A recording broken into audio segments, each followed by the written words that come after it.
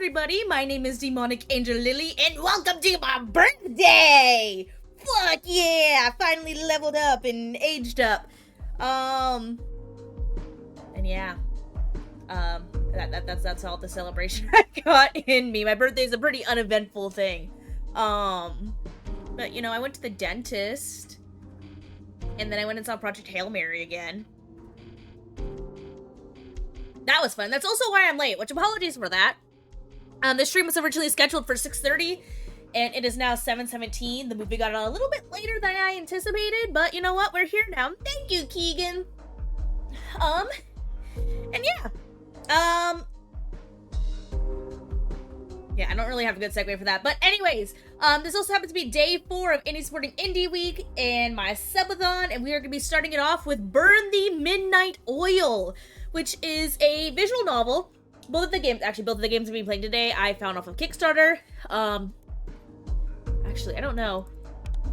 Says support on Kickstarter. I've already backed them on Kickstarter, but I don't think they do have late pledging available. So I'm actually going to go ahead and, add a link to this in the comments and pin that because, even though the campaign has officially ended, at the time of streaming, they have late pledges turned on. So y'all should all, like, definitely go and, like, check it out. But yeah, anyways, so this is a visual novel, mystery, romance type game. To read you the description off of Steam, solve crimes and steal hearts in this supernatural neon-noir romance visual novel, featuring 6 different romance options, some more monstrous than others. So this is a supernatural romance, in which you can play as one of 2 characters, one of which is I think they describe him as a hellhound male character, or you can play as the female, vampire character. If I'm not mistaken, I believe... Yeah, so investigate murders and vampire conspiracies with Circe, or hunt down the source of a dangerous magical drug with Dante. You get to discover different sides of North Haven and its locals depending on who you choose to play as. So yeah, essentially this game has 2 completely different stories that you can play, which I find so fucking cool. Like, it's not just a choice between whether or not you want to play as a male or a female character, it's depending on, like, what type of story you're looking for. And I think that's super, super cool. But yeah, I don't know exactly how long this demo is. Gonna drop a lurk because it got some stuff going on. Happy birthday, you dork! Happy birthday, Honor! How dare you not give me all of your attention? I'm gonna feel this for all of eternity. I'm gonna judge you for not giving me every second of your attention on my birthday. I am betrayed. Well, no, you're fine. Love you. Thank you for being here. Yeah, I don't know how long this game is. How long the demo is. But either way, I'm probably only going to spend about an hour on each of the demos that I'm playing today. Just because I am starting late, which is a totally on me thing. But also I go back to work tomorrow. I've taken the last 2 days off in order to just, like, have time to myself to, you know, just celebrate and hang out. But that ends tomorrow.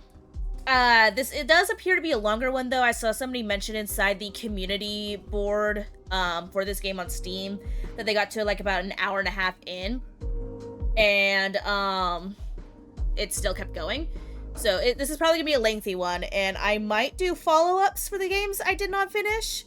But that is a to-be-determined thing. But yeah.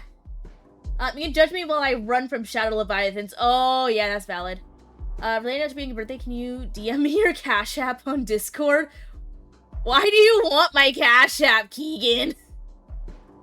I'm not sure I can do that. But anyways, content warnings, that's right, because this game does deal with, quite a few things. As far as I know, there isn't any nudity. However, there is horror, strong language, alcohol and drug references, suggestive content, references to topics that may be sensitive for some players, e.g. substance abuse, toxic relationship dynamics, etc., And then it also says inside the in-game content warnings that there is references to implied suicidal thoughts. So that is something to keep in mind. In fact, I'm going to go ahead and go into here. And alter my content warning that I used for the medium and throw that on up on screen. There we go. Let me unlock that, make it a little bit bigger. Perfect. Okay. You do not need to cash at me for my birthday, Keegan. Not doing that right now, mind you. I mean, later on when I next play and eventually run into them, lol.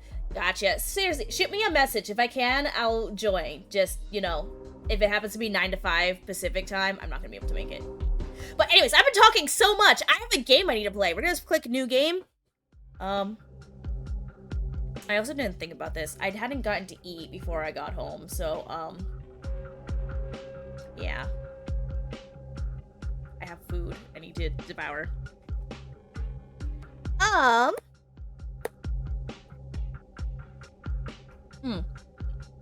Anyways, Keegan, if you're really that desperate to cash at me, though, don't cash app, because I do have other links going around that'll pop up. I do have a Ko-fi. No, that way. But, let's see, Circe or Dante? Let's see. So, Circe's is investigate murders and vampire conspiracies or the source of a dangerous and magical drug. Okay, I know I typically already have preferences towards, female main characters. But I'm not gonna lie, vampire conspiracies and murders sounds a whole lot more fun than magical drugs. I was gonna give you a chance, Dante, but Circe is just, like, far more entertaining to me at this moment. Hi, Phoenix! Thank you! We're gonna go with Circe. Date of birth, unknown. Vampire, occupation, private investigator, maker, unknown. But this guy's apparently lame. For 2 decades, Circe stalked the streets of North Haven as a private investigator. Accompanied by her sidekick Edgar, she mostly deals with trivial jobs like catching cheating spouses, finding missing pets, and slaying vampires. A vampire slaying vampires. Interesting. In recent years, Circe's lost her passion for detective work. The city isn't done with her just yet. When she's approached by 2 different clients looking for the same person, she decides to take on this one last case. Actually, let's go ahead and we'll look at Dante's too. Okay, date of birth 2/7/1953. He's a demi-hellhound, which is apparently actually a werewolf? Occupation, police officer. I'm not. Dude is like salty as fuck. I kind of love that. Emergency contact, Orion Walker. History, several years ago, Dante struck a deal with Orion, a former friend of his mother. Stuck in North Haven ever since, Dante unwillingly works, as a cop. He spends his nights chasing criminals, waiting for the day when he'll finally have fulfilled his end of the deal. At last, Orion puts Dante on his final case. There's a suspicious new drug in the market he wants Dante to investigate, but the roots of this problem might be even more dangerous than they thought. Yeah, I'm still going with Circe. But the fact that there are 2 stories, though, this could very well, on full release, end up being a game that I play through twice. Because I did back this on Kickstarter, so I should be getting a game key when it comes out. So we'll have to see how things go. Somewhere. Don't remember the month? 1966. Oh! We're hopping right on into it! Blood, death, and murder! Something not quite human sits on the edge of a stranger's bed.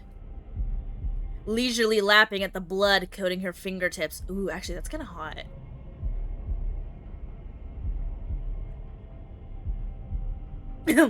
Honey, if you, like, need an extra sip, you know, just hit me up. I got you. Savoring her leftovers. She turns her head to stare at tonight's meal. A handsome man, currently lost inside his dreams. Okay, I'm guessing we got a vampire venom type deal here. She wants to be certain she's not imagining the steady rise and fall of his chest. The last thing she needs is a trail of bodies leading them to her.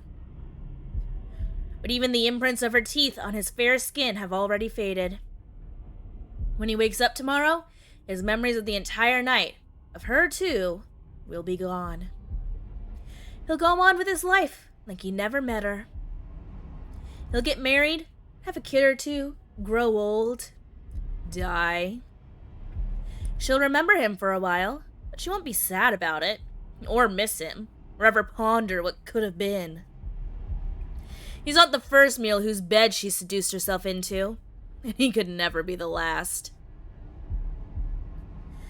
So pretty. Okay, so we're already Circe. I thought her hair was black. Actually, that could just be a lighting thing. Either way, girl. If only you could date yourself. Her eyes traced the stranger's features one last time, searching in vain for a different face. His face. Before your humanity was stolen from you, could you have been anything like this man? Or have you always worn your penchant for destruction with unbridled pride? When the stranger stirs in his sleep, she accepts that she won't find whatever she's looking for here. The time has come to part ways. Sweet dreams, Arthur. At least she thinks that was his name. Girl's kind of a baddie. Oh, I love her!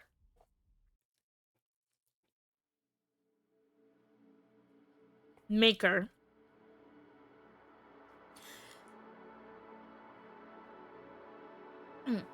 It is midnight, and I am writing to you from yet another city whose name I couldn't be bothered to learn. I'm not sure what day it is, or how long it's been since I bid you goodbye for the last time. Maybe it's been days, maybe it's been weeks, maybe it's even been years. Since your death, I haven't had anywhere to call home. I only stay in one place long enough to take shelter while the sun is out, and then I'm back on the prowl. Okay. So that's another, there's like so many different types of vampires. I was wondering if this is going to be like a situation in which if the vampire's maker dies, it turns the vampire human or kills them as well.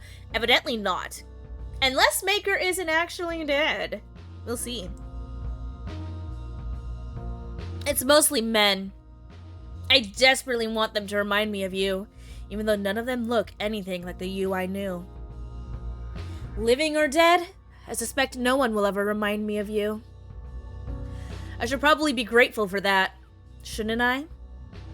Maker.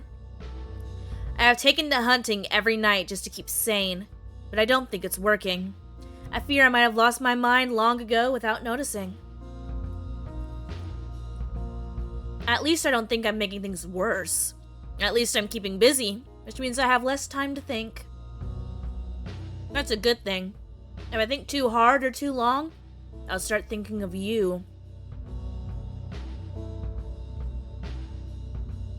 Sorry, I'm also trying to eat in between reading. I make bad decisions when I think of you. Maker. Remember how you always used to say that creatures like us weren't made for rules? I always disagreed, but only out of spite. You both knew you were right. I hate being told what to do. I hate it so much. I'll fuck everything up for myself just to do the opposite. I miss it now, though. If you were here, I wouldn't have these doubts. I wouldn't have to worry about right or wrong. You would make all the decisions. You alone would be responsible for the terrible, terrible consequences of our actions. Without you, I find that I'm no longer just lonely. I'm alone. You promised me even death can never part us. I wonder if this is a romance thing with the Maker, or if it's like a vampire and a spawn. Like, the reason why he'd be responsible for, or they would be responsible for all of Circe's actions is because of the command that a creator has over vampire spawn. or if it's like they were actually involved. So why didn't you take me with you? Shit. She slinks away from the crowds, seeking shelter in the shadows of the nearest alleyway. Shit. So this is it? All those years lead to this? She's still doing the exact same bullshit she used to do when she was trailing after him. Only now she's doing it alone. And to what end? What is the point of living like this? Hell, can you even call it living? Could be both romantic and man unhealthily, that this game has unhealthy relationship. Yeah, this is true. It could be a toxic relationship, codependency. Yeah. What? She almost doesn't dare say it. And there it is. What if I just ended it? She's already died once. Her second death doesn't even have to count. Some might call it suicide, but Circe gave up on heaven a long time ago. If such a place even exists, she was barred from entry many murders ago. All things must come to an end anyway. Perhaps it's my turn now. That thought brings her a strange sense of peace. She slows her heart down, leads her head back against the brick wall, and just listens. She hears traffic. She hears laughter. She hears music. She hears colleagues stumbling to their next bar, arguing who owes the next round.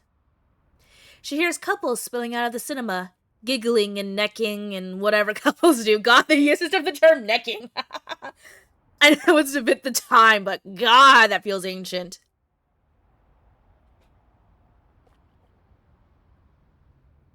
If she really strains her ears, she can even hear a couple of homeless drunks laughing their asses off over a joke that definitely doesn't deserve such unfiltered glee.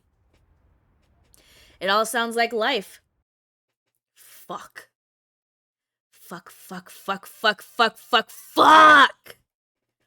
All these years. She's ready to kick the bucket because what? Because he is gone? She can't even make it a year without him? How is that fair? It's not fair at all. Hi, Jane Lizzo! Happy birthday. I'm gonna ignore the necking mention. You know what? Fair enough, but thank you. It's stupid. And worst of all, it's humiliating. She's mourned enough, doubted her decisions enough. She wants to live, so she's going to live. Yeah, that's right. She'll keep going out of pure fucking spite if that's what it takes.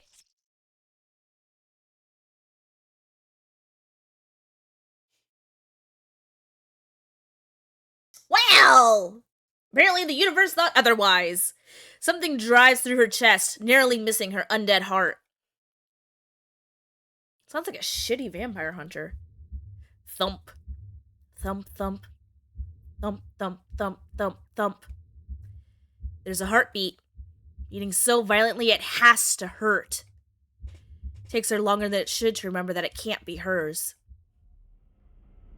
Sir? Hello? The fuck do you think you're doing, huh? He reminds me of somebody. I think he reminds me of a serial killer. I don't know what it is, but I don't trust that turtleneck. Her eyes shift from the improvised stake in her chest to the man responsible for it. Perhaps he's more of a boy than a man. He can't be a lot older than she was when she was changed. Not that any of that matters right now. Stake to the heart? How medieval of you. The man, boy, doesn't respond. He's busy watching in horror as she rips the stake out of her chest. Yeah, buddy, you missed. She doesn't flinch at the pain. It's there, like an incessant little bug, but it doesn't really hurt. Never does anymore. If I may offer you some advice for the next time you try to murder one of us, Don't bother with the classics. Crosses, garlic, all of that nonsense. None of it works. Except the sun. She's not stupid, so she's admitting that part. Don't be afraid. Dude is quivering in his boots. He's fucking terrified. She takes a step forward. He's trembling now, but still, not a word. You're the one who tried to kill me. Shouldn't I be the one to fear you? She kisses her hand right before it touches his face. She hadn't even realized she was reaching for him. It's a bad habit of hers. She's always cold, so she's always reaching for warmth. She's a lizard. She's a vampire lizard. Why don't we play a game? Why don't you guess what can kill me? She doesn't like the silence. She wants to make him talk. If you get it right, I'll even reward you. Generous, no? More silence. This isn't some trick. I find you vaguely entertaining, so I intend to let you keep your life either way. Still silent. She stomps her foot, frustration seeping through. You're not going to talk to me at all? He's not even meeting her eyes anymore. She follows his gaze downward. Oh, have we accidentally killed him? Ugh, men. Interesting choice of priorities. Checking out my boobs at a time like this. Okay, wow. You know what? You know what? If I thought I was gonna die, I'd probably get one last look too. I can't blame him too much. By looking at my own boobs, not somebody else's. Come on, you fucker. Be better. What? Oh, hey, it's our sidekick. No, that's vile. I would never do that. Well, alrighty then. He speaks. Well, now I'm offended. What's wrong with my boobs? Nothing. I think. Buddy. I mean, I wouldn't know because I wasn't looking at your chest area. Honey, it's okay to say tits, boobs, whatever. I'm not that kind of man. But so you're the kind of man who will kill somebody, but not the one kind of man who would look at a pair of tits? That's a conundrum. Then what kind of man are you?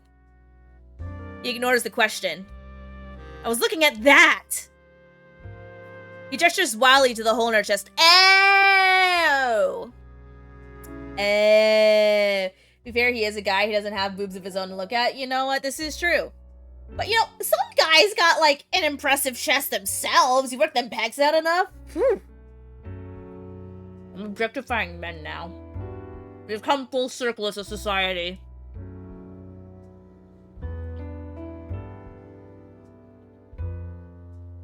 Yeah. Let me finish munching on my chicken boob. Ooh. Chicken parmesan is really so good. I can't believe I don't eat this stuff more often.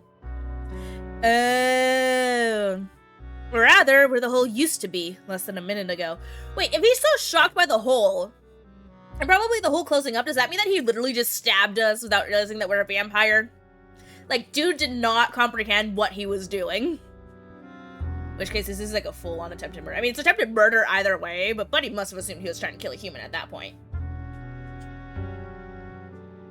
It's already healed. Like it was never there.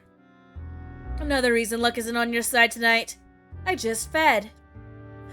Oh! You know why that tracks. What? I just fed, so I heal faster. The blank, stupid look on his face is oddly endearing. Trying to kill a human with a stake through a heart? I mean, either or. You stab somebody in that general area, like no matter what it is, it's kind of like going to, you know, cause some damage. Do you know nothing about our biology? Idiot. What did you say to me? Idiot. Stupid. Need to go back to school and learn more about vampire biology. Come on. I called you an idiot. Would you like me to repeat that? He whips out the knife she already knew he was hiding in the pocket of his coat. Okay, buddy. Don't patronize me. Fragile male ego at work. I criticize you one time and already you're trying to stab me again. How dare. He points the blade at her. Or call me an idiot. If you behave like an idiot... Oh! I just got a Steam notification. Oh my. If you behave like an idiot, I'm gonna call you an idiot. Simply smarten up if it bothers you. You think I care what you think of me, you leech? Evidently, you're not particularly good at hiding your thoughts. Why are you dragging this out? Why are you? You could have stabbed me again at any point in time. I'm just saying. I'll never beg a vampire for my life if that's what you're waiting for. So just kill me and be done with this already. She sort of, kind of, not really, tries to stifle her laugh. It pisses him off even more. What's so funny? Sorry, it's just your accent. I only realized it now, but it's so British. Ah, well, fuck. I can't do a British accent. I can do the whole, but that's it. And yeah, I'm pretty sure I'll get torn to bits if I try and do that. Welcome to North Haven, England, where quite literally everyone talks like this. Oh, so that's where we are. She looks around, taking in her surroundings. For the first time. She's not sure how she got here. But it doesn't matter anymore, does it? She's here now. You're not from here. What gave it away? Your accent. Are you American? When it's convenient. Suppose it doesn't matter where you come from. You still fit in perfectly with the other bloodthirsty freaks in the city. Rude! How dare you? Ha! You amuse me. I read that so wrong. I definitely can't kill you now. Why not? Why, you almost sound disappointed. Why would you ask why somebody doesn't want to kill you? Come on, just take the win, buddy. Like, Edgar is just, he's not playing the game very well. I must say. Of course not. But it doesn't matter what I want. You should do it anyway. Why? Because we can't both walk away from this. It doesn't work that way. I mean, it definitely could. Like, come on. Compromise. It is a thing that exists. Says who? He rolls his eyes. How about this? If you don't kill me first, I'm gonna stab you in the back as you walk away. You just saw what happens. It's not gonna work. With that silly little kitchen knife. I've seen babies with stronger grips on their toys than you've got on that. His grip loosens. Meanwhile, I could kill you with minimal effort. Right here, right now. I could snap your skinny little neck with my bare hands and not even break a sweat. Only that wouldn't be very fun, now would it? I don't kill as often as you may think, so I like to take pleasure in it when I do. I'd make it slow. Slice your neck, but keep the cut shallow enough that I have to suck the blood out. I prefer to drink straight from the tap, you see. More intimate that way. Once I've drained you, I'll dump your corpse behind one of these bins and skip town. By the time someone finds you, I'll be long gone. Nobody will even know I was here. He lowers his knife, averting his eyes to stare at nothing in particular. Do what you want. There's no one left who would care enough to try and find me anyway. Okay, was this a suicide mission? She recognizes the frustration in his eyes all too well. She's seen it countless times in her own reflection. Monsters took someone from him, just like monsters once took someone from her. Well, no one will have to. As I keep saying, I'm not going to kill you. He hurries to object, but she lifts a finger, and that's enough to shut him up. And you can't kill me. You're bold, I will give you that. But I don't think you could even kill the weakest of us. You're not strong enough. And that's not an insult or a slight against your ego, or an attempt at undermining you. It is simply fact. You are too weak. Don't you think you're underestimating me a little too much? No, I see you exactly as you are. You're no threat to me. You're no threat to anyone. Oh, sorry, buddy. You want revenge, but for whatever reason, you can't kill the one you actually want dead. So you poured all your resentment into the first vampire you could find. Me, apparently. Maybe you thought I'd be an easy kill. Maybe you really thought you could do it. But if I had to guess, I think you knew you would fail. I think you wanted to die. Yeah, called it. I imagine you've changed your mind by now. Staring death in the face, you're no longer so tough. Still, your pride prevails. So even if anything I just said happened to be the truth, you'd never admit to it. Would you? He drops the knife on the ground, and Circe knows she's got him. He's not weak because he feels fear, or because he still looks at her like she's a person, deserving of empathy, or worse, sympathy. He's weak because he was born that way. Circe was much stronger when she met the one who made her. Her maker spent an eternity mastering the art of pretending to be something he'd never be again. Yet, when she laid eyes on him, she'd still seen what he really was. A monster. But even knowing that, she'd still lost to him. She'd still been too weak. Not anymore, though. If you'd like, I could teach you. Seeing his confusion, she elaborates. How to kill vampires, I mean. You would teach me how to kill your own kind? I have no personal attachments. Kill whoever you want, buddy. Yeah? Why not? No matter how much of an idiot you think I am, surely you don't think I'd believe that's a genuine offer? Your kind prey on the weak, but you're loyal to your own. Even I know that much. Well, then consider me the outlier. He's not wrong. Contrary to popular belief, most vampires are social creatures. They thrive when they are together. In theory, at least. Reality is more complicated. It's frowned upon, I know, but I don't mind offending people. As a matter of fact, it might just be my favorite pastime. So it's not just me. You're insufferable with everyone. How dare you? But yes. Yes, I am. I love her. She offers her hand with a smile far too dangerous for anyone sensible to trust. What do you say?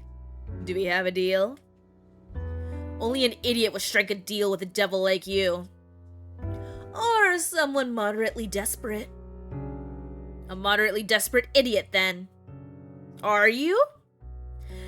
Damn right he is. Sighing, he takes her hand. She bites back a grin. Ah, before I forget. What's your name? Edgar James Thorne. Ooh, honestly though, that's kind of a tough name. That sounds so pretentious.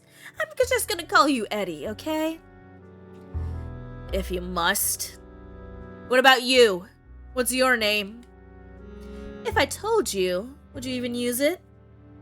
Well, yes. That's what people do, isn't it? Call each other by one another's names. It's been a while since anyone had used her name, but she supposes it would be rude to withhold it from him now. They call me Circe. So may you. His grip on her hand tightens, like the Greek witch. I want to ask you something, Circe. Yes? You've taught me all that you can. What's gonna stop me from killing you? She allows herself that grin now, showing him all her teeth. Nothing but your own compassion.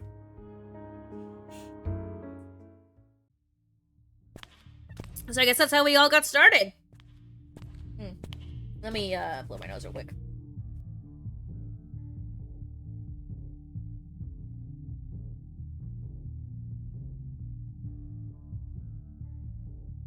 Also, I'm gonna check that Steam notification while I take a bite of food because it is getting cold and I am still hungry.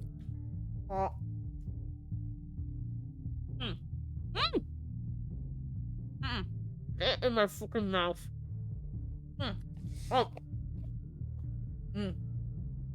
Fucking delicious. Oh, I got two.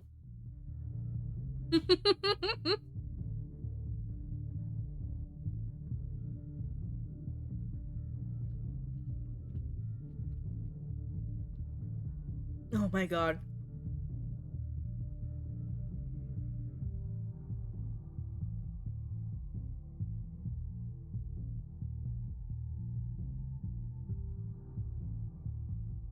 Okay, hold up. Give me like 2 seconds. No, I'm just wasting time. I need to say my thanks.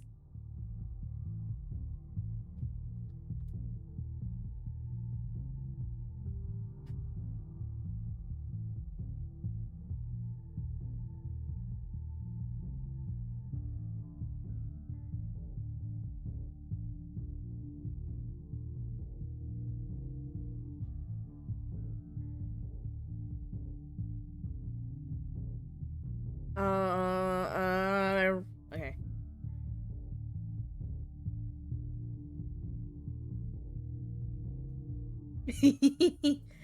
Well, anyways, check Steam, and it looks like I might be playing Keep Talking and Nobody Explodes. Not like tonight, but, you know, eventually. God, okay. Enough distractions! Back to it! North Haven, 1986. Finding Elysium isn't difficult. The dark doesn't bother Circe the way it might others. Even if it did, she's navigated these tunnels enough times to remember each step. It's getting inside that poses some trouble. It wasn't always such a hassle. Circe was once a regular at Elysium, cautiously welcomed by its patrons because of her relationship with Lazarus. Ooh, I am loving these names. Oh my. Let's see, Lazarus, I think... Lazarus is like biblical demons, isn't it? God, I'm thinking of like Knights of Lazarus for some reason.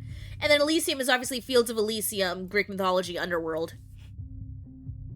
It's been 6 or so years now since she'd been warned to never show her face here again. Of course, that flimsy ban has never stopped her before, nor will it stop her tonight.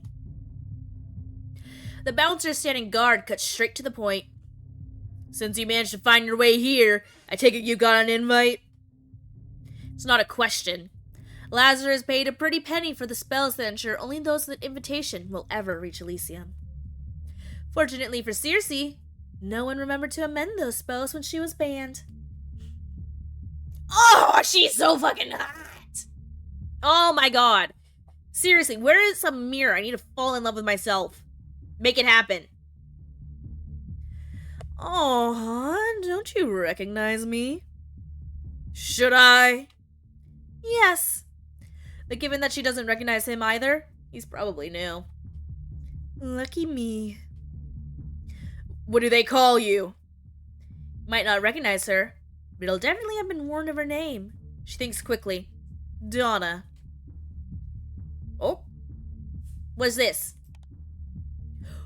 Ooh, okay. Hello. There's a glossary. Talents and gifts. Gifts are innate powers passed down from generation to generation through vampiric bloodlines. The further away you are from the primordials, I'm guessing OG vampires. Yeah, I mean, it literally says the next line, the original line of vampires, the weaker your gift will be. Most modern vampires do not have a gift, making it a symbol of status to have one, even though some gifts might arguably be more of a curse than a blessing. Talents are abilities nearly any vampire can learn, but only if the ability is taught to them by another vampire. Different clans have hoarded different talents over several generations. They are very defensive of the ones that they have collected, determined to protect their secrets from other clans by clanless vampires. Vampire names.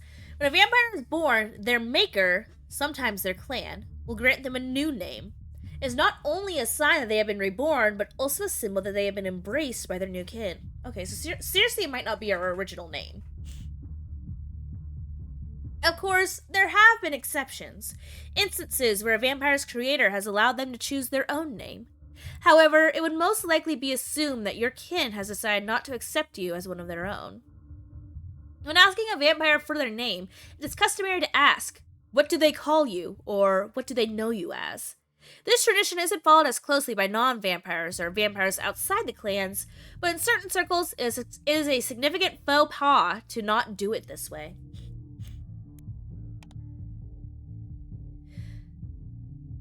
Alright, and then this is why I showed up. It's not going to be on the list, but it doesn't need to be. That's what her talent is for. Donna, Donna, Donna. He flips through the guest list till he hits the bottom of the last page. Yeah, no. No Donna. She takes a more aggressive stance, but it's all bravado. He reeks of insecurity. She will gladly exploit that. It's been a while, hasn't it? I might be rusty. Persuade, intimidate, or seduce. Well, all of the options sound incredibly tempting. But come on, I gotta seduce, right? I gotta use an excuse to use my voice, you know? Make it fun for everybody. Fuck! Never mind, I don't have a choice. No, that's not the right strategy for this one. I'm guessing that's why she pointed out insecurity. Seduction might be a personal favorite of hers, but the method is a bit hit or miss when it comes to other vampires. Most vamps don't share her appetite for casual sex. Ooh, okay. Most simply can't be bothered. Without enough blood in your system, it gets quite dead down there. Oh! Okay. You don't get enough, you can't get it up. Got it. Should intimidate him or persuade him. It's a safer bet. Fine. Insecurities. I mean, I could either tear him down a peg or, like... This feels more exploitative. You know what? I'm feeling bad. Let's intimidate. You deny me entry over some stupid fucking list? How dare you? If you know what's good for you, you will let me in. Her voice doesn't come out right. It's a touch too soft. She already knows it's not going to work before the words are even out of her mouth. Fuck! God damn it. Your name isn't on the list, you can't get in. That's the rules, Donna. Or whatever it is they actually call you. Fine. You're new, right? She doesn't let him answer. I assume so. Otherwise, there's no way you wouldn't remember this face. She gets closer and closer and closer. As much up in his face as their height difference will allow. Damn. When you see this face, you should let me in. The bouncer staggers back a step, his confidence rapidly depleting. Her words haven't actually frightened him. Not really. Just how compulsion works. Or don't. You're more than welcome to wait and see what Nisha will do when she learns you turn away one of Elysium's VIPs. Ooh, Nisha. That's a big fucking glossary. Maker, the founder of Elysium, monikers Prince of Elysium, Laz, Assel, Dickhead, etc. And this is the manager. I don't want to read through all of these with the time I have right now, so if I do a second part, I'll get through them then. She's not known for her mercy, but you are new. Perhaps she'll take pity on you. Her words are followed by a lazy, half-assed shrug. Perhaps. Compulsion isn't mind control. Circe can't force people to entirely transgress their own nature. It simply sways people in certain directions. Different methods, seduction, persuasion, intimidation, work on different people. The weaker their will, the further she can push them. With enough practice and the right target, you can convince someone to do almost anything. Oh, you know what? You do have issues with the guest list all the time. Missing names, that sort of thing. They definitely do not. Nisha would never allow that. Must have forgotten to write you down. Please, go ahead, miss. Miss? I mean, ma'am. That's more like it.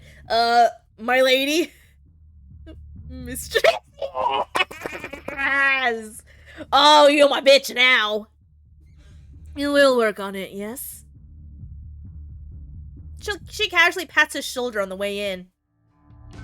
Ooh, Dummy Mommy Circe here.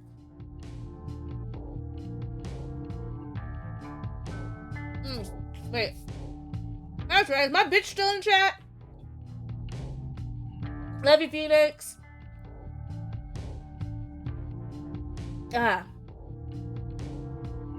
Elysium. The only sanctuary in the city for creatures of the night. Since the 70s, Elysium's been an Epicurean haven for vamps to gather and feast without repercussions. Donors. That's what they call the humans selling their blood here. Some of them are natural masochists, taking pleasure in being fed on. Others are only here to make some good money. Let a vampire suck me if I got paid. Based on earlier, it seems like they have like the whole aphrodisiac effect. So, you know, it's a win-win. I get paid and I don't have to remember it.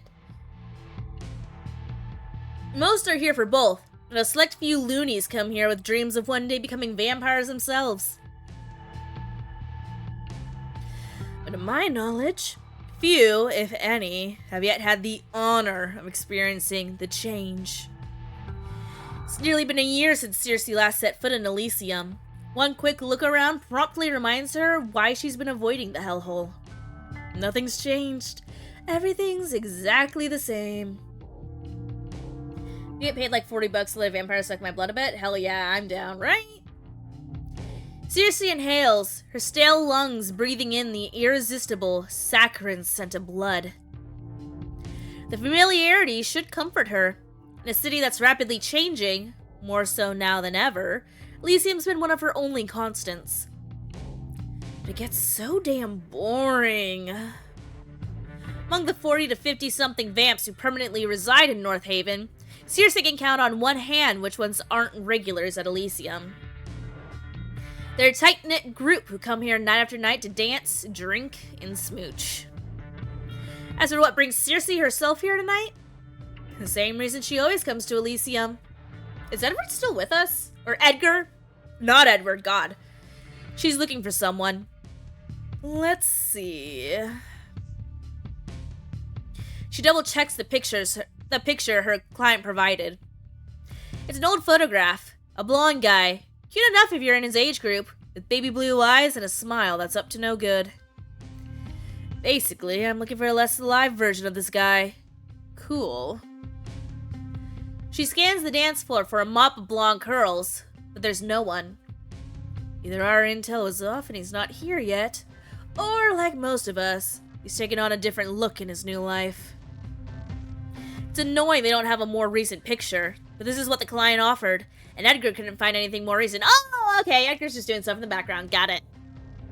For now, she should find someone who might have a better idea of where she can find him. Question is, should I find Nisha or Lazarus for that? Ooh.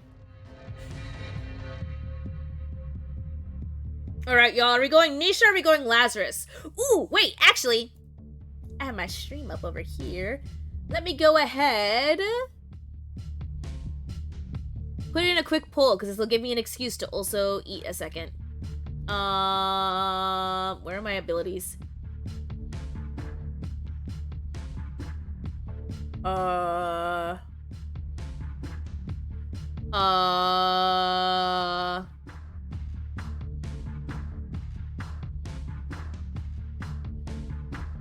Hold up, give me a second. Go here. Stream manager. Got it. Okay. Let's manage a poll. Create a new poll. Yeah. Let's see, we'll just say who, and then we'll go Nisha, Lazarus. 1 minute. Okay, start poll. I'm gonna take a bite and eat. Who am I going with, y'all? Oh.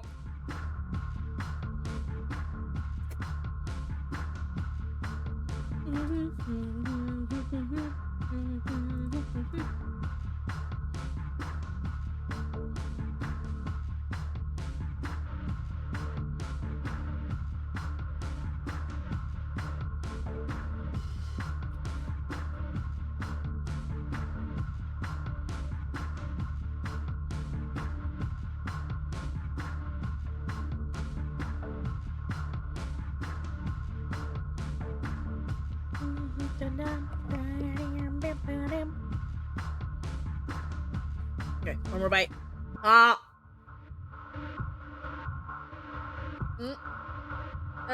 Our winner is Nisha! Got it.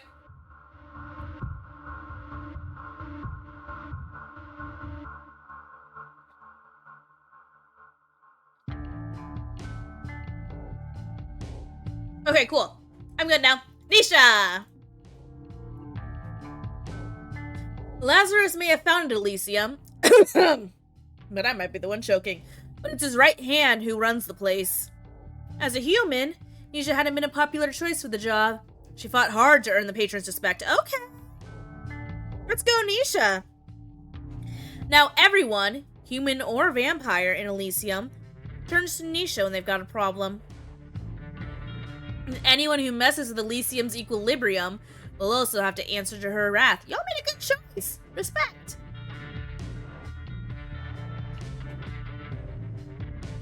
I'll have to talk to her if I want to get anything done. Ignoring the urge to make the objectively worst decision, Circe goes looking for Nisha. Okay, cool. Is this gonna be one of our love interests too?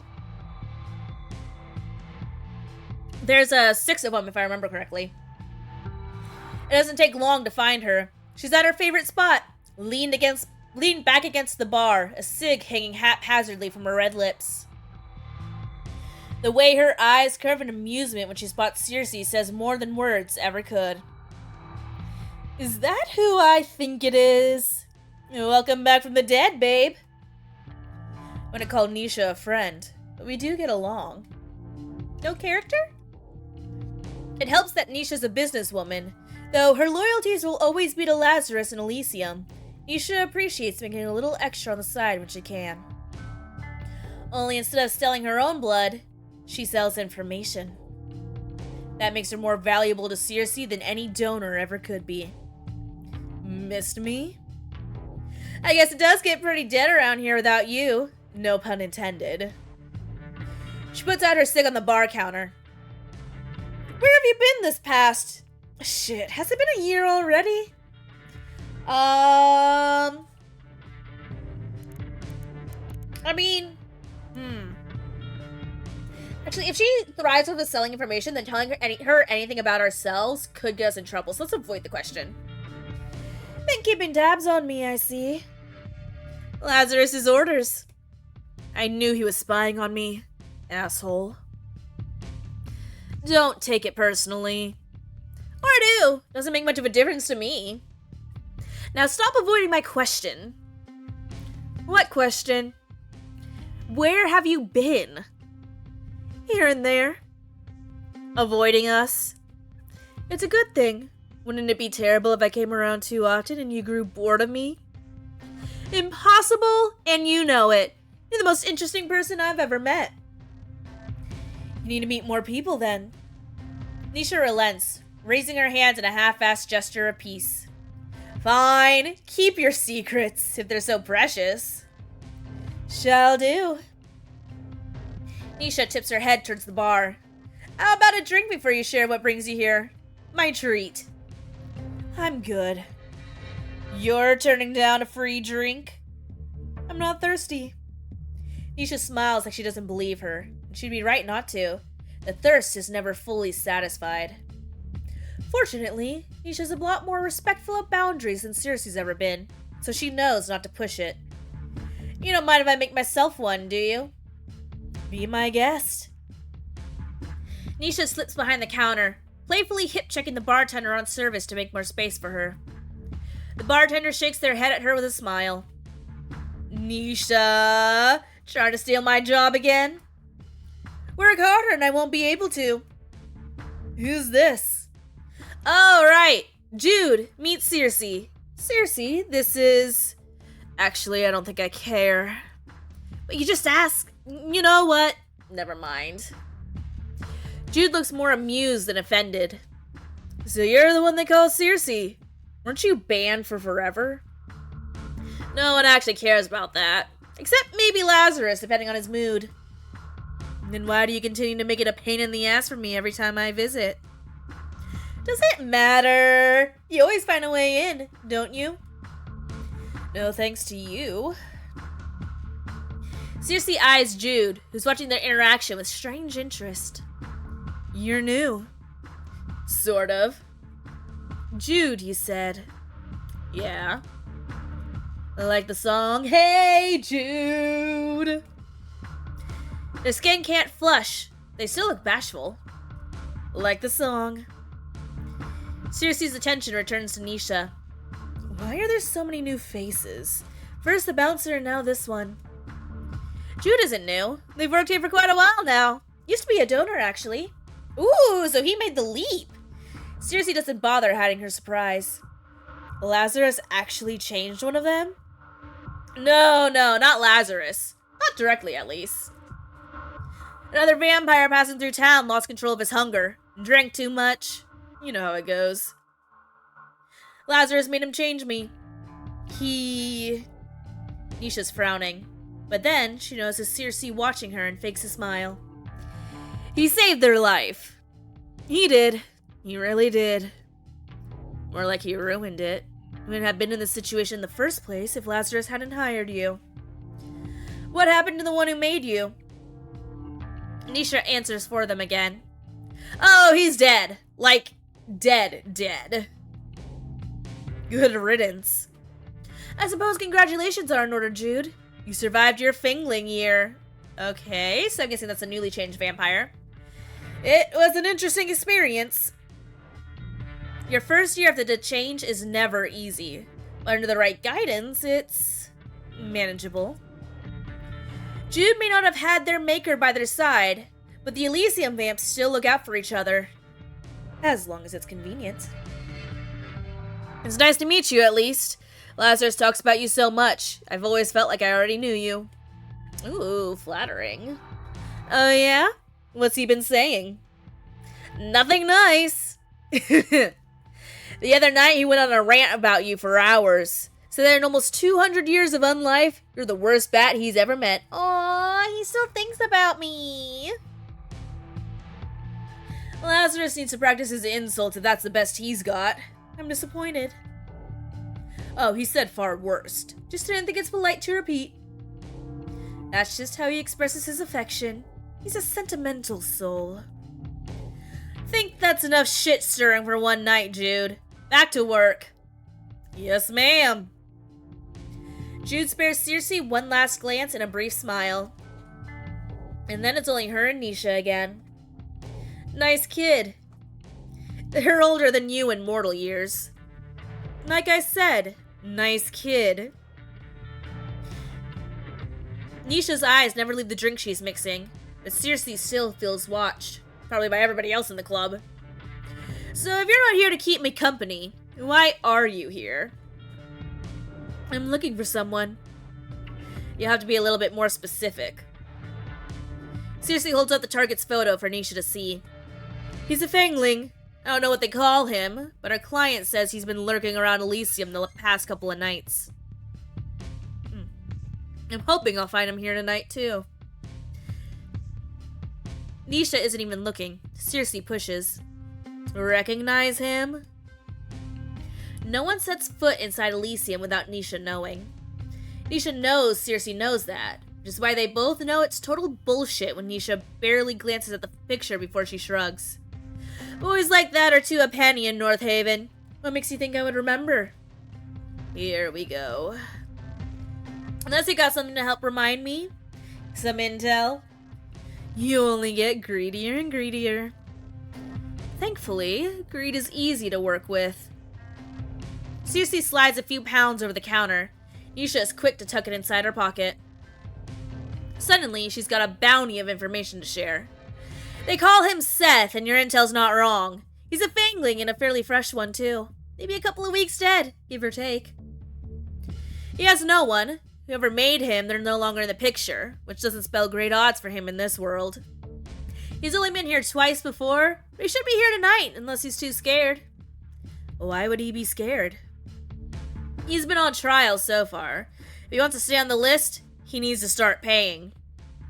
But without a job or someone to sponsor his undead life, well, let's just say his options for gathering enough money aren't exactly legal. Not that we care how he earns his keep, as long as he doesn't bring us any unwanted attention. Though, now that you're after him, I guess I can forget about all that. He definitely won't be able to pay after you're done with him. I'd say I'm sorry, but you're not, I know. Nisha strains her drink into a chilled martini glass. Can I ask what he did? I'm sure you already know. I pretend you don't. Nisha sips her drink. Circe waits. If I let you do this, I don't need your permission.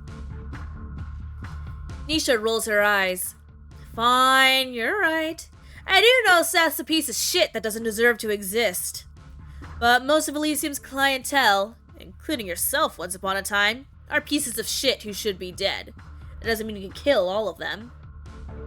I'm only allowing it this time because Seth isn't a regular piece of shit. He's a piece of shit whose body count is going to lead the pigs to our doors. And I really don't want to see Orion's holier-than-thou mug more than I absolutely have to. Oh, okay, so this is connecting with our other main character. So whatever you plan on doing to Seth, spare me the gory details. The less I know, the better for us both. Go ahead. Just don't do it anywhere near Elysium. We have a zero-tolerance policy towards violence between vamps here, in case you forgot. How's that going for you, by the way? Just asking, since your zero-tolerance policy towards me is hardly being enforced. You're already banned. What are we supposed to do? Ban you again? You could unban me. You're not gonna put any real effort into keeping me out. Nisha attempts a weary smile, but ends up sighing instead. You act like it was my decision. Oh, right. I almost forgot. No matter how much you like to pretend otherwise, you're still Laz's little minion. Fuck off. You don't even like it here, babe. Every time you come, all you do is complain. And you should know better than to take this personally. You dated him. You know what Lazarus is like. Oof. Love and hate, romance and violence, making love and fucking. It's all the same to that beautiful, messed up mind of his. Another sip of her drink. For what it's worth, he really does miss you. Meanwhile, I couldn't be happier to be rid of him. Nisha sighs again, more amused than annoyed this time. Is it because your kind has too much time on your hands that you waste so much of it? I guess you'll find it on your own, assuming things go the way you want them to. Nisha drops the grin. She wants to be the one of them. She's never dared say it aloud, at least not to Circe, but it's obvious to anyone who pays enough attention. Now, personally, I would never wish the change upon anyone, not even my worst enemy. But every now and then, I'll meet someone who thrives in the night. Someone who might as well have been born to be one of us. Bella Swan! No, not even actually. She's like barely edgy, at least in the movies.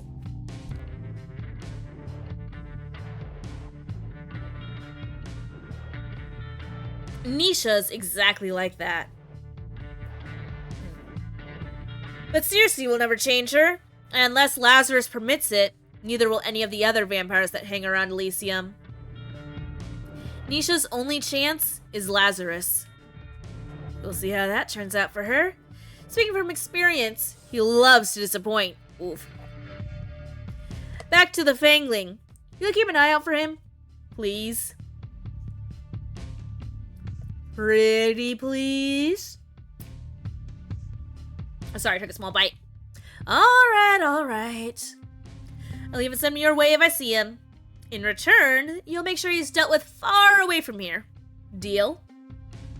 Sure. I'm serious, Circe. Unless you want Lazarus to learn of our little partnership. Circe couldn't care less if Lazarus learns that Nisha's been working with her detective agency for years now. It's not her who's gonna get in trouble. It'll be Nisha, his right hand, who gave away intel on his clients, at his club. But it'd be inconvenient to lose our best informant. Also, Eddie would nag about it for nights. Hi, Reach! Thank you! Thank you for the hugs! Hi, Moldark! Go get a blanket, please. Warm yourself up. But how are y'all? How y'all doing? I'd be discreet. Don't worry. That's all I ask.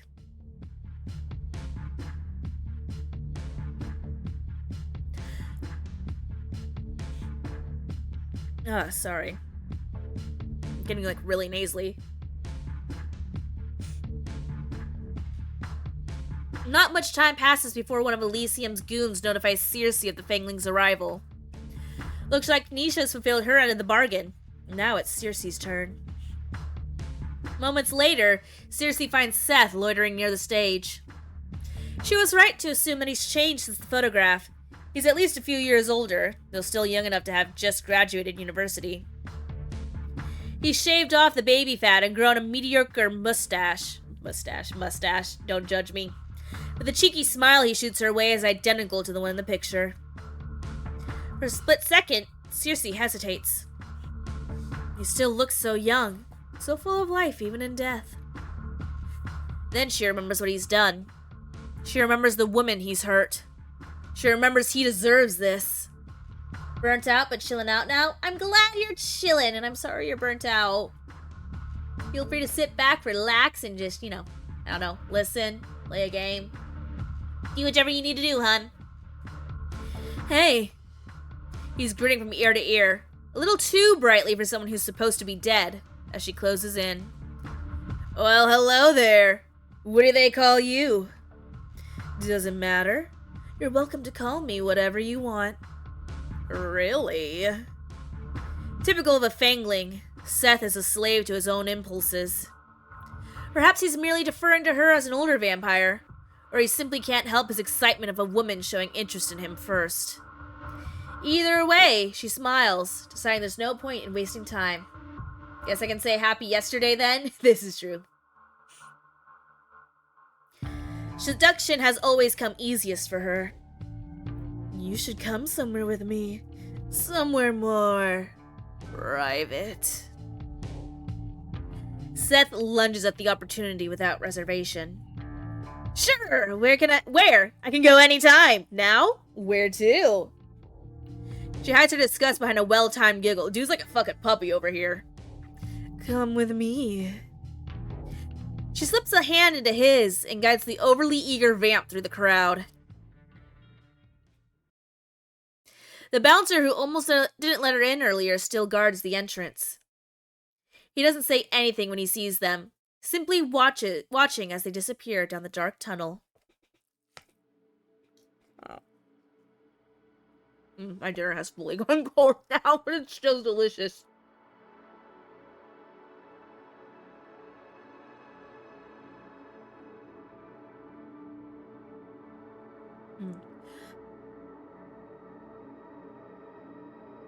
Okay, we're good. When they get out of the tunnels, Circe leads Seth through the streets with confidence, knowing exactly where to bring him. It's where I met Eddie for the first time, 20 years ago. It's been 20 years? Did she change Eddie, or is Eddie just, like, way older? I spared his life that night, but I've ended many lives there since to make up for it. I also need help later figuring out how to send to video. I know how you did it, and I need someone to hold my hand through instructions. My brain's too fried to figure it out. It should be, if you just respond to one of my emails and you drag and drop the file, it will likely prompt you to link it as a Google Drive link, just because of the way it is, and how large it's gonna be. But just, like, click yes and let it send through.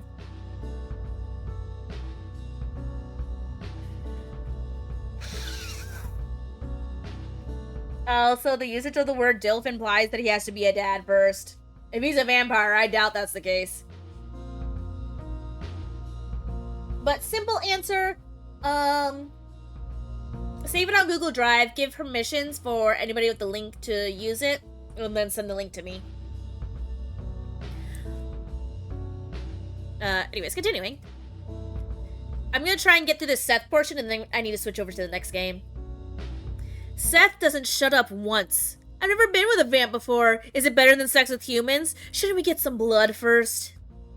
He enjoys the sound of his own voice too much. Not even once does he question her silence. Oh, I've been looking for something specific, like a button or settings. That sounds a lot easier than what I was expecting. I would not classify Gambit as a DILF. He's just hot. But yeah. It is pretty easy. That's how I've been doing it.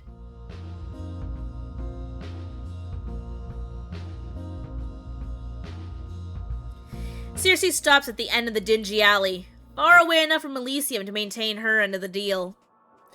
Seth looks around with a frown. What, you never done it behind a dumpster before? You want to do this here? Wouldn't a nice girl like you prefer a hotel? Not a girl. Wait, are we non-binary? Wait, what? Seth's jaw drops stupidly. You mean... Oh! Whoops, that gave me pause.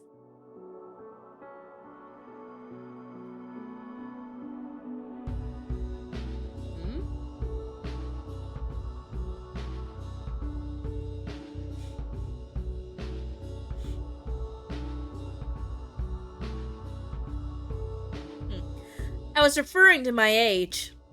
Oh, yeah, of course not. I'm sure you're experienced. The fuck's that supposed to mean? Anyway, I'd invite you back to mine, but I don't, have a place yet. Just rolled into North Haven the other night. Still getting my shit sorted out.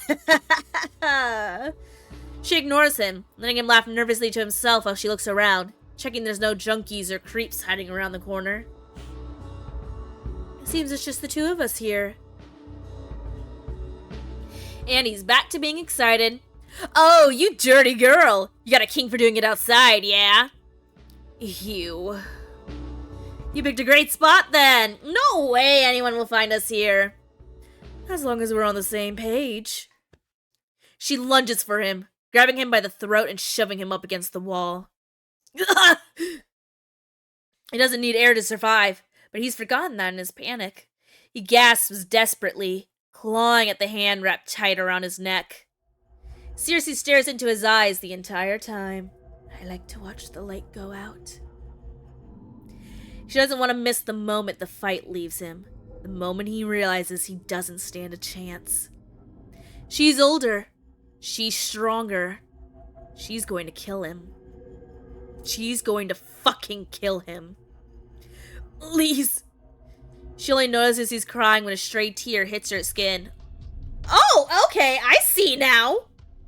Typical. When threats don't work, they always resort to begging. Please don't. Please, I don't know what I've done to piss you off, but... She can feel the joy seeping out of her as Seth's crying grows louder. She forgot how annoying it can be to kill fanglings. They're too sensitive. Whether it's pain or pleasure, they feel everything too strongly. That's why they don't last long without an older vampire to guide them in their first year. Leave them to their own antics, and they'll fuck like rabbits and die like cattle. Ooh, that's a tough line. Why are you doing this to me? Quit wailing and I'll get to that part. It's a little hard not to wail when you're about to kill me, but sure, I'll be bloody quiet. She lifts her chin, daring him to speak another word. I'm waiting. Perfect. Listen, I think we both can agree. You've been stupid. Least you could have done is be more careful with where you take your meals. Not eating as many sheep from the same pen. Maybe no one would have noticed. But no. On top of that, you were childish enough to play with your food and leave evidence behind. She sees the exact moment her words start to seep into his dumb little brain. The games you like weren't very fun for your playmates, were they? Of course, you liked that they didn't like it. He's a fucking piece of shit. Didn't you? That's what this is about? They were fucking into it. Were they actually, or is that just what you thought?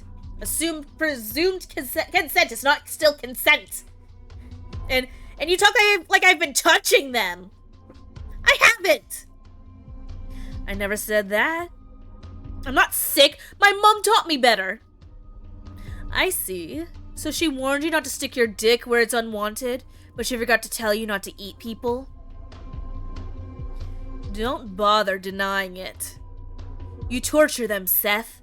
You snack on their flesh while they still breathe. That is a fucked up vampire. You just need the blood, dude. Why do you need the flesh? So what if I like to steal a bite? Their blood is good enough to drink, but their flesh is too dirty for us. Every vampire's tried meat once. Yes, even you. I bloody know you have. And like I already told you, they fucking enjoyed it. They enjoyed being eaten alive. Her fingers twitch, her grip on his throat threatening to tighten. Did they tell you that before or after you drained and defiled them? I'd ask them personally. The last I checked, the dead don't talk. Well, with the exception of us. But why does that even matter? Aren't we the same? Aren't we? Then you should know it isn't fair to judge me. We're fucking vampires! Apex predators, top of the food chain! Who cares what happens to the cattle? God, can you get even more cliche? See, that's the problem with vampires like yourself. You have no regard for consequences. You think that just because you can, you should. Well, let me clue you in on a little secret.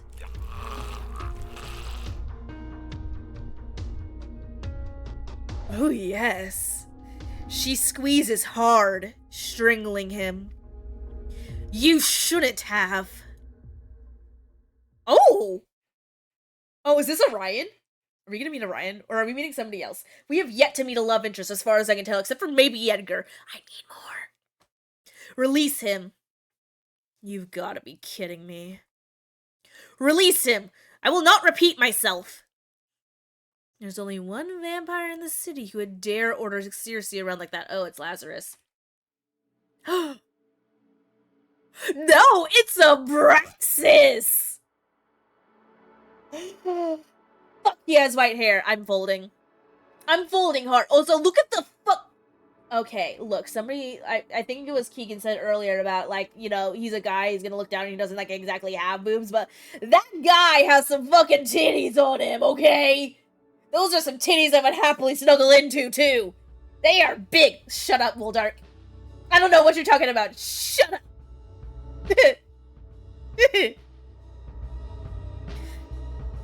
Oh, damn. Blow! You little traitor. I am offended. I shall be offended for all time now. Thank you for that. I feel ganged up on.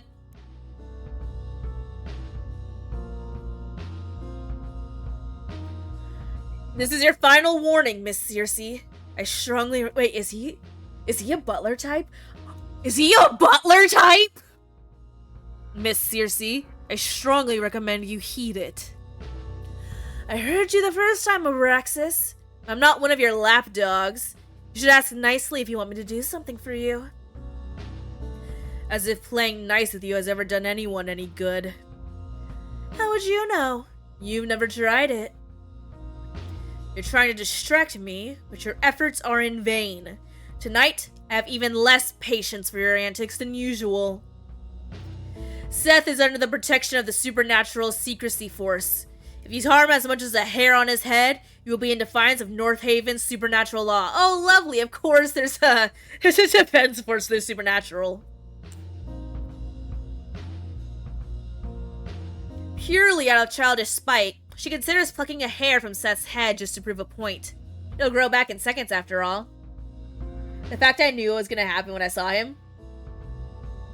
Am I that predictable? God damn, I need to switch up my taste a little. Release him. Let me handle him. Meh. It's not as if this would be my first crime. I've broken at least 2 laws just tonight. This is a serious matter. How serious? I cannot say much. Just know that Seth is our only witness to an important investigation. Oh, but do I have to? He deserves to die, like, so badly. You're ruining my fun. I am? He is? In her surprise, Circe drops Seth on his behind. Seth scrambles to his feet, running to hide behind Abraxas' imposing frame. You little bitch.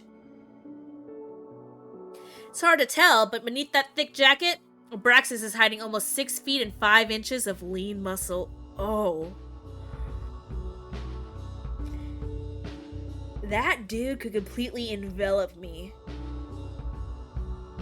Oh, that is so fucking hot. only he'd use all those muscles for something productive. Like throwing me around the bedroom. You and me both, girl. I feel you. Holy shit. I would let him fold me over and do things. Oh my god. But I digress. No, please keep going. Like, give me more, please. Oh my god. When do we fuck?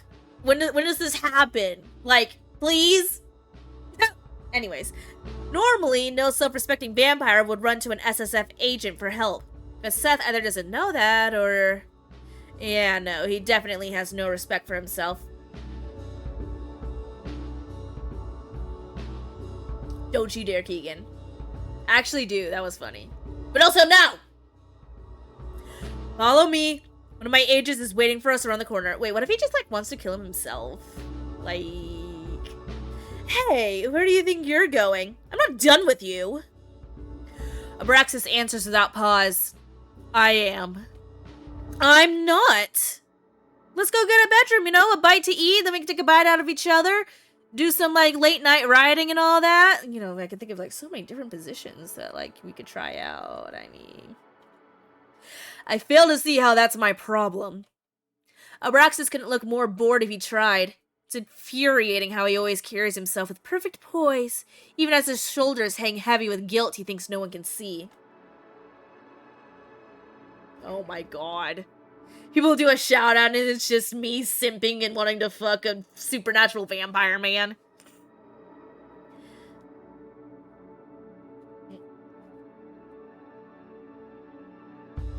Thank you for not putting up too much of a fight this time, Miss Circe. I appreciate it when you are willing to collaborate. Unlike the rest of his good-for-nothing squad, Abraxas has never, not even once, flinched in the face of her wrath. But there's always a time for firsts. Collaborate? You want me to show you how I collaborate? Let's go collaborate together right here in this alleyway. It doesn't matter, you know? I'll do it anywhere with you.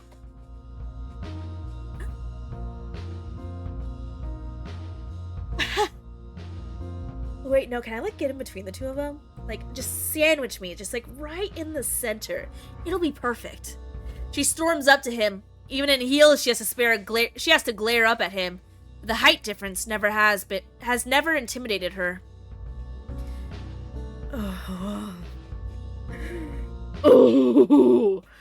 This is unnecessary. I could hear you perfectly fine where you stood. But yeah, then I wouldn't be able to touch your perfect chest. I mean... Go fuck yourself, and then fuck me, thank you. Not even a flinch. Oh my god. Very mature. You're more than welcome to waste my time any other night, Miss Circe. Just not this one. He tries to sidestep her, but she follows, blocking his path. Don't pretend you're above this. You love arguing with me. That's why you're always in my business, messing with my work. His brows furrow. It's the only hint that her words have affected him in any way. I am not in your business. You're in mine. Right, sure. That's why I stalked you here. Oh, wait.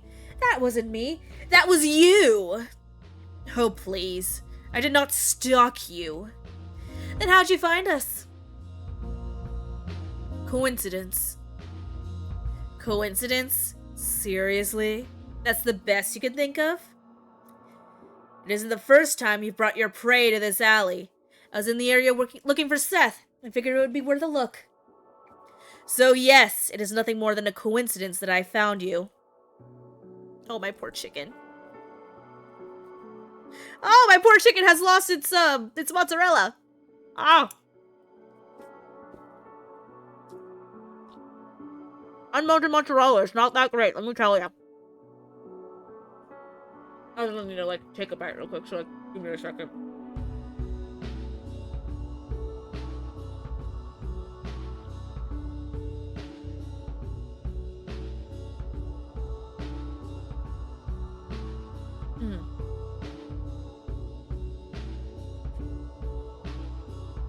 Okay.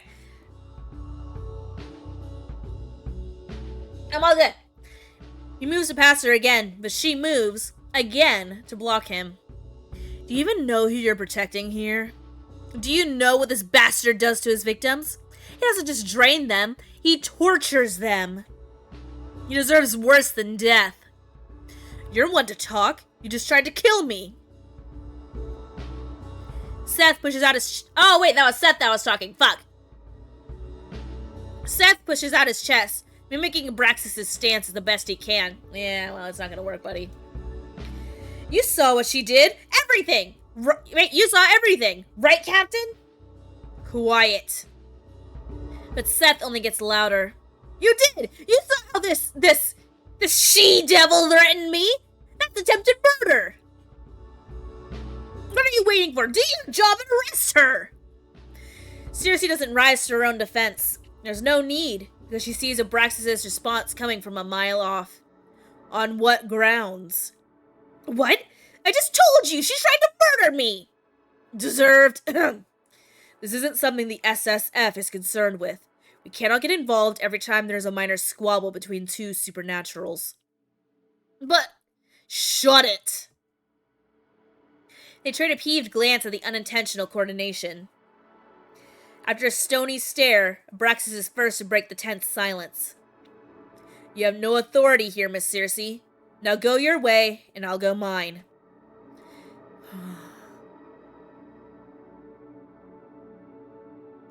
The palm of his cold hand ghosts along the small of her back, gently pushing her aside. Touch me more. Then he grabs Seth by the elbow to drag him to the mouth of the alley. Circe follows, right at their heels. What happens to him after you get what you need? We'll follow protocol and release him. But he's a criminal. Because he's predictable like that, Abraxas just offers her the usual spiel. The SSF is a counterterrorism and intelligence agency. We investigate and neutralize supernatural threats for the greater good of society. We have neither the time nor a reason to chase down all the addicts, muggers, and vandals who haunt these streets. But, even if I wanted to do something, we have no case against him. I cannot abuse the law by detaining him without proof of a crime. My word is your proof. Have I ever lied to you before? Many times. Ouch. But I'm not lying this time. Abraxas pauses, turning to look at her.